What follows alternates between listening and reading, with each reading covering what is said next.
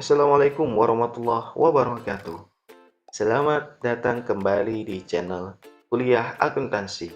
Belajar seputar akuntansi dari YouTube. Bersama saya, Sabirin MAK CPA. Di video kali ini, teman-teman kita akan membahas seputar akuntansi musyarakah di segmen akuntansi lembaga keuangan syariah. Kira-kira seperti apa penjelasannya? Mari kita simak bersama-sama.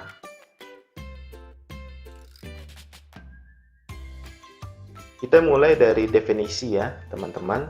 Nah, kata kunci dari akad musyarakah atau akuntansi musyarakah ini adalah di mana ada dua pihak atau lebih yang bekerja sama dan pihak-pihak tersebut saling berkontribusi, baik dari segi dana dan juga dari segi keahlian. Nah, kesepakatan untung rugi itu ditanggung sesuai dengan kesepakatan dan juga sesuai dengan kontribusi modalnya. Nah, jenis musyarakah ini ada dua ya, teman-teman.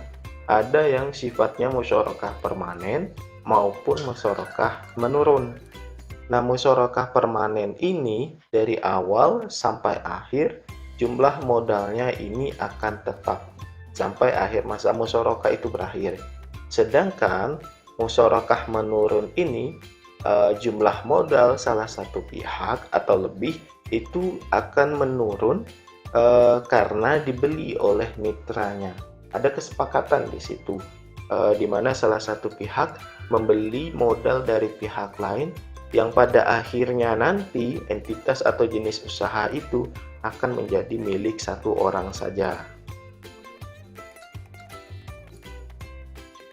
Nah, ini adalah skema dari akuntansi musyarakah ya teman-teman, di mana nasabah akan mengajukan pembiayaan ke pihak bank, lalu keduanya akan melakukan perjanjian untuk bagi hasil, lalu dilaksanakanlah jenis pekerjaannya, di mana nasabah di sini akan memberikan modal dan keahlian, bank juga demikian.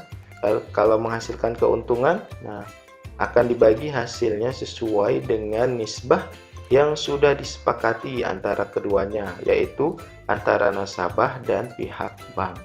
Nah, dari ini akan melakukan pengembalian modal. Nah, bagaimana penyerahan modal musyarakah ini? Nah, dalam musyarakah, mitra dan bank akan sama-sama menyediakan modal untuk membiayai usaha tertentu. Ingat kata kuncinya, musyarakah, kedua belah pihak sama-sama menyediakan modal. Baik yang sudah berjalan maupun untuk usaha yang baru. Selanjutnya, pengembalian modal oleh mitra dapat dilakukan bersama bagi hasil secara bertahap maupun sekaligus. Artinya kalau ada keuntungan mau langsung dibagi atau dicicil. Misalnya hanya dalam 5 tahun baru akan habis atau selesai, seperti itu. Pembiayaan musyarakah ini teman-teman dapat diberikan dalam bentuk kas maupun setara kas atau aktiva non kas, termasuk aktiva tidak berwujud seperti lisensi, hak paten yang sesuai dengan syariah tentunya. Berarti di sini boleh dalam bentuk uang, boleh dalam bentuk aset aset tetap lainnya maupun aset yang tidak berwujud. Misalnya boleh juga kita dalam bentuk mesin, mobil, gedung atau dalam bentuk rent. Pembiayaan musyarakah yang dalam bentuk kas ini, teman-teman, dinilai dengan sebesar jumlah yang dibayarkan. Nah, yang dibayarkan berapa? Katakanlah 500 juta, maka pembiayaan musyarakah akan dibayar sebesar 500 juta. Pembiayaan musyarakah dalam bentuk yang non kas, nah ini akan dinilai sebesar dari nilai wajar dengan nilai buku diakui. Kalau ada selisih antara nilai wajar dengan nilai buku, maka akan diakui baik dia sebagai keuntungan maupun sebagai kerugian ketika saat penyerahan. Laba rugi untuk pembiayaan musyarakah ini adalah Keuntungan atau pendapatan musyarakah itu dibagi di antara mitra musyarakah berdasarkan kesepakatan awal. Sedangkan kerugian musyarakah itu dibagi di antara mitra sesuai atau secara proporsional berdasarkan modal yang disetorkan. Jadi berapa yang disetor, semakin besar biasanya akan semakin besar juga tingkat pembagian kerugiannya. Nah, laba ini diakui sebesar bagian bank sesuai dengan nisbah yang disepakati. Sedangkan rugi diakui oleh bank itu secara proporsional sesuai dengan kontribusi modalnya. Jadi modalnya berapa? Kalau di laba ini sudah jelas, kalau nisbahnya 50 dari untung misalnya, maka akan dapat 50%. Sementara rugi akan diakui secara proporsional. Dilihat lagi besarnya berapa nih, seperti itu. Untuk pendapatan musyarakah ini, teman-teman, dapat diakui secara cash maupun accrue. Jadi metode accrue maupun metode cash. Pendapatan accrual ini hanya boleh diakui saat didapatkannya laporan perhitungan bagi hasil oleh bank. Apabila bank belum mendapatkan laporan perhitungan bagi hasil, maka bank tidak dapat mengakui pendapatannya secara teman-teman. Gimana sih cara untuk menjurnal untuk transaksi musyarakah ini? Nah, ini ada beberapa ilustrasi ya, teman-teman. Yang pertama, pada saat bank syariah membayarkan uang tunai kepada mitra, berarti ia kontribusi modalnya berupa uang. Di sesi debit itu akan muncul akun yang namanya pembiayaan musyarakah. Sementara di sisi kredit akan ada cash berkurang, atau dia melalui rekening mitra, atau bisa juga melalui clearing. Di sini artinya pembiayaan musyarakah ini meningkat ya teman-teman, karena dia di posisi debit dan cash berkurang di sisi kredit. Pada saat bank menyerahkan aktiva non-cash kepada mitra, artinya bukan berupa uang, tapi bisa berupa aset, peralatan, mesin, mobil, kendaraan maupun yang lainnya.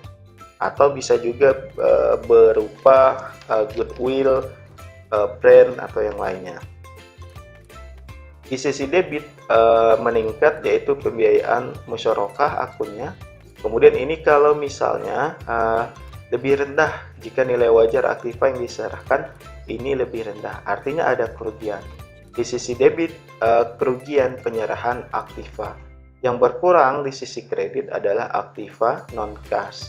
Kenapa dia berkurang? Karena ia diserahkan kepada mitra. Bagaimana kalau misalnya nilai wajar aktiva ini lebih tinggi? Otomatis akan ada keuntungan dong untuk bank syariah. Cara untuk menjurnalkannya, di sisi debit akan ada pembiayaan musyarakah, di sisi kredit aktiva non-cash, dan di sisi kredit juga ada keuntungan penyerahan aktiva di sisi kredit. Kan pendapatan kalau bertambah itu dia di sisi kredit. Selanjutnya, terkait dengan pengeluaran biaya dalam rangka untuk akad musyarakah. Nah, di sesi debit itu bertambah akan mencatat uang muka dalam rangka akad musyarakah. Kemudian kas berkurang di sisi kredit. Ini kalau misalnya ditanggung oleh banknya ya teman-teman.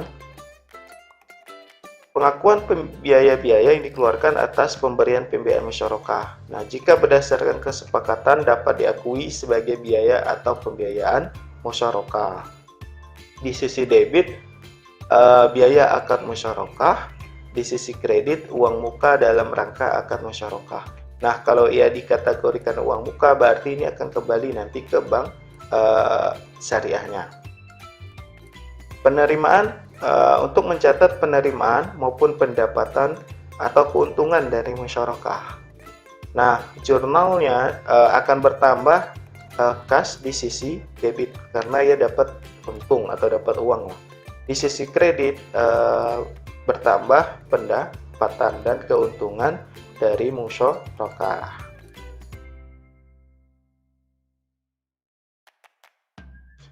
Nah, ini tadi cara mencatat penerimaan maupun pendapatan accrue ya, teman-teman.